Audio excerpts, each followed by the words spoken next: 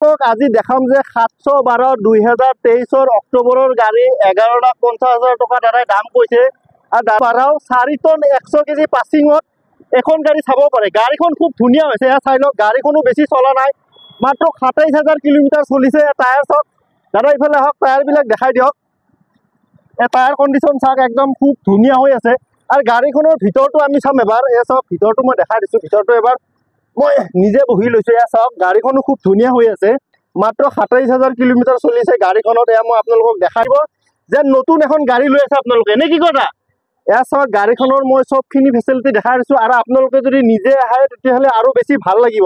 এয়া চাওক, এইটো হৈছে আপোনাৰ ইউৰিয়া টেংকি। আপুনি ইয়াতে ইউৰিয়া ভৰাব পাৰিব। আৰু নেক্সট আছে এইটো তেলৰ টেংকি, আছে ডিজেলৰ টেংকি এইটো। তাৰপিছতে আছে টায়াৰ। এয়া চাওক, টায়াৰ 4টা টায়াৰ একদম ব্ৰেণ্ড নিউতে পাব। আৰু স্পেয়াৰ চকা গাড়ীখনৰ এতিয়ালৈকে ইউজ হোৱাই নাই, নে কি কথা?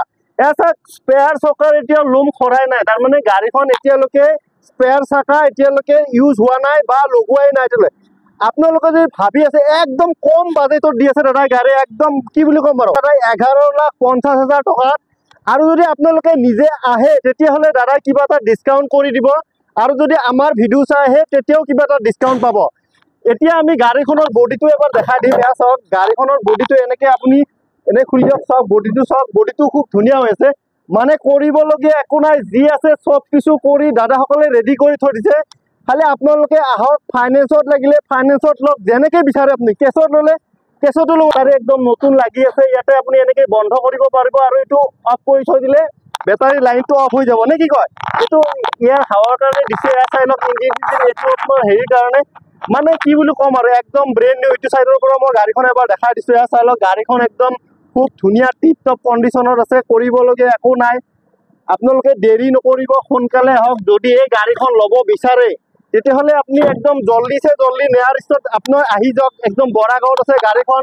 আৰু গাড়ীখনৰ ফ্ৰণ্ট চাইডৰ ফালে চাওক, একদম ধুনীয়াকৈ লাইট চাইট লগোৱা আছে। গোটেই উইপাৰ চুইপাৰ চব বিলেট চিলেট চব নতুন লগোৱা আছে। গাড়ীৰ নাম্বাৰ প্লেট চাওক, AS01RC 1318, মানে লাকি নাম্বাৰ 13 হৈছে। কোনো এক্সিডেণ্টেল গাড়ী নহয়। একদম দাদাৰ মানে কোনোবা পাৰ্চনেল মানুহৰ গাড়ী আছিলে, গাড়ীখন লৈ আহিছে। লৈ আহি দাদাই ইয়াতে হেৰি কৰিছে।